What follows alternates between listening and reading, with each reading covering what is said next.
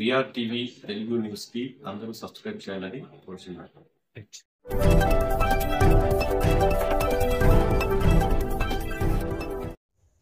అందరికీ నమస్కారం. VR TV Telugu news కి స్వాగతం.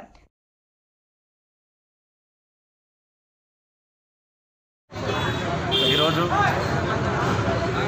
గుంటకల్ పట్టణం మున్సిపాలిటీ పరిధిలో గతంలో అమృత్ స్కీమ్ కింద water connection pipe line start అయింది. కానీ మనకి రైల్వే గేట్ ఉండడం వల్ల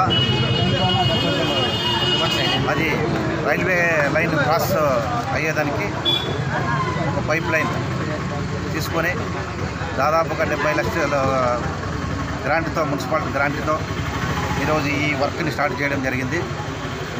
ఈ వర్క్ ఇంపార్టెంట్ ఎందుకంటే అమృత్ స్కీమ్లో దాదాపుగా 2 సంవత్సరాల నుంచి వర్క్ జరిగిందే కానీ వాటర్ కనెక్షన్ లేనందువలన ఇది పెండింగ్ అయింది. కాబట్టి ఇవన్నీ కూడా డెవలప్మెంట్ భాగంగా మున్సిపాలిటీ పరిధిలో ఈరోజు 70 లక్షలు వెచ్చించి త్వరితగతిన, అదేవిధంగా ఆర్యూబీ ధర్వారం గేటు కూడా గతంలో టెండర్ అయింది.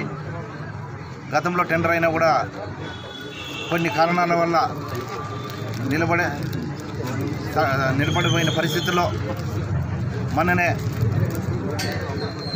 గుంటకల్ నియోజకవర్గం ఎమ్మెల్యే గున్నూరు జయరామన్న గారు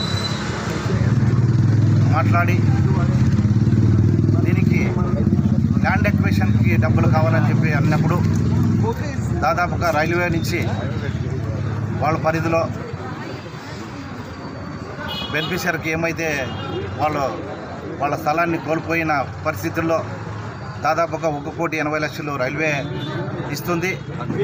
ఇంకా మిగిలిన అమౌంట్ 4 కోట్ల దగ్గర అది ల్యాండ్ అక్విజిషన్ కాబట్టి దాదాపుగా 2,20,00,000 మన మున్సిపాలిటీ గ్రాంట్లోనే ఈరోజు 4 కోట్లు దాదాపుగా ల్యాండ్ అక్విజిషన్ పోతుంది. కాబట్టి గతంలో టెండర్ అయిందే తప్ప ఇవన్నీ శాంక్షన్ కాలేదు. శాంక్షన్ కాలేని పరిస్థితుల్లో ఎమ్మెల్యే గారు, గున్నూరు జయరామన్న గారు ఎమ్మెల్యే గారు మాట్లాడి ఈ గ్రాంట్ని రిలీజ్ చేయించి ఈరోజు ఈ భూమి పూజ కూడా ఈరోజు చేయడం జరిగింది.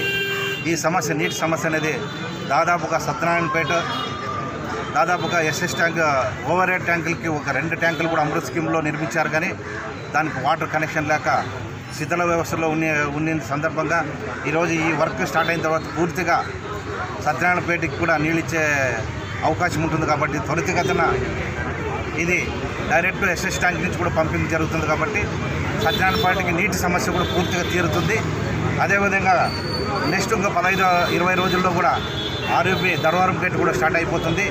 ఇది ఈ వర్క్ అయిపోయినతోనే, పైప్ లైన్ వర్క్ అయిపోయినతోనే ధర్వారం గేట్ కూడా రైల్వే వాళ్ళు కూడా అండర్ పాస్ బ్రిడ్జ్ కూడా వాళ్ళు స్టార్ట్ అవుతుంది. కాబట్టి ఇవన్నీ కూడా ప్రజలకు కూడా రాకపోకలు కూడా ఇబ్బందిగా గేట్ ఉండే వల్ల అది సమస్య తీరిందంటే ఖచ్చితంగా ప్రజలందరూ కూడా ఈ పూర్తిగా అవకాశం ఉంటుంది. కాబట్టి ఈరోజు గుంటకల్ పట్టణంలో దాదాపుగా కూడా ఎన్డీఏ కూటమి ప్రభుత్వం అధికారంలోకి వచ్చినప్పుడు కూడా ఎలాంటి అభివృద్ధికి అన్నీ కూడా పూర్తి చేయాలి, దృఢ సంకల్పంతో ఎమ్మెల్యే గారు కూడా ఏ పెండింగ్ ఉన్నా కూడా అన్నీ కూడా పూర్తి చేయాలని చెప్పి ఈరోజు ఎమ్మెల్యే గారు మున్సిపాలిటీ కమిషనర్ గారి దగ్గర మాట్లాడినప్పుడు విజయవాడ లెవెల్లో కూడా మాట్లాడి మా ప్రాంతంలో దాదాపుగా డెవలప్మెంట్ పూర్తిగా నిలబడిపోయింది, వాటర్ ప్రాబ్లం ఉంది, అదేవిధంగా రైల్వే గేట్ ప్రాబ్లం ఉందని ఆయన దృష్టికి తీసుకుపోయినప్పుడు ఖచ్చితంగా ఇవన్నీ కూడా పూర్తి అయ్యే అవకాశం త్వరలోనే ఉందని చెప్పి సందర్భంగా తెలుపుకుంటూ, అదేవిధంగా ఈ వార్డు కౌన్సిలర్ కృపాకర్ గారు, అదేవిధంగా చైర్మన్ గారు ఈ కార్యక్రమంలో వాళ్ళు కూడా భాగస్వాములై ఈ కార్యక్రమాన్ని విజయవంతం చేసినందుకు ప్రతి ఒక్కరు కూడా పేరు హృదయపూర్వక ధన్యవాదాలు.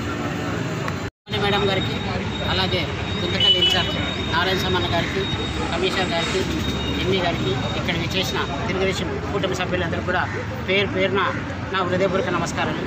మీ అందరికీ కూడా తెలుసు, మన ఊర్లో పెద్ద సమస్య అంటే ఈ ధర్మారం గేటే.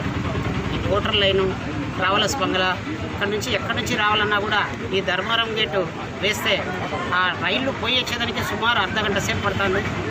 ఆ ట్రాఫిక్ ఎంత ఇబ్బందిగా ఉందంటే అంత ఇబ్బందిగా ఉంది. దాన్ని ఆర్యూబీగా రైల్వే అండర్ బ్రిడ్జిగా శాంక్షన్ చేశారు.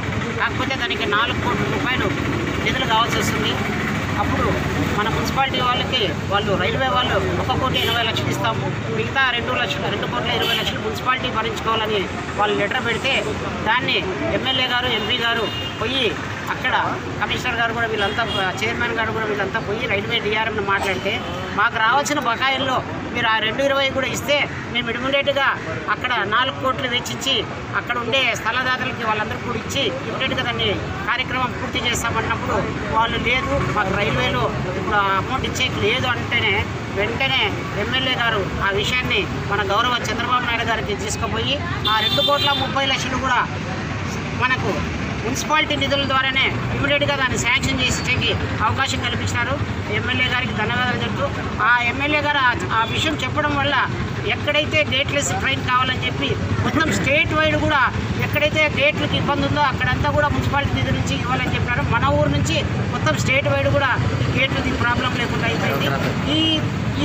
ఈ ఆర్యూబీ చేయాలంటే ముఖ్యంగా మన ట్యాంక్ దగ్గర నుంచి ఈ గుర్తుబాయ్ పైన ట్రాక్ పక్కనే ఈ పైప్ లైన్ పోతుంది. ఈ పైప్ లైన్ పోవడం వల్ల ఆర్యూబీ వేయాలంటే వాళ్ళు యాక్చువల్గా రైల్వే వాళ్ళు మన ఎమ్మెల్యే ప్రెజర్ పెట్టి వర్క్ స్టార్ట్ చేయమంటేనే జేసీబీలు కూడా అవన్నీ కూడా వచ్చినాయి. ఆర్యూబీలో స్టార్ట్ చేసేకపోతే కరెక్ట్ ఆ పైప్ లైన్కే జేసీబీ తగిలి ఒక 2-3 రోజులు కూడా రాత్రి పగలు కష్టపడి ఆ పైప్ లైన్ కట్ అయితే చేయించినారు.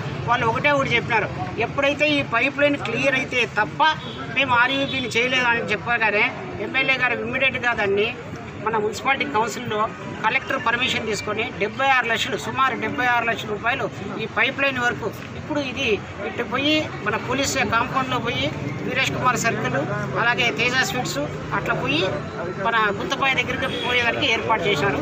ఇది అయిపోయిందంటే ఇమీడియట్గా మనకి ఆర్యూబీ మన సమస్య గుంతకల్ సమస్య ఇమీడియట్గా తీరిపోతుంది. దీనికి సహకరించిన ఎమ్మెల్యే గారికి, చైర్మన్ గారికి, నారాయణ సమన్న గారికి కూడా ధన్యవాదాలు తెలుపుతూ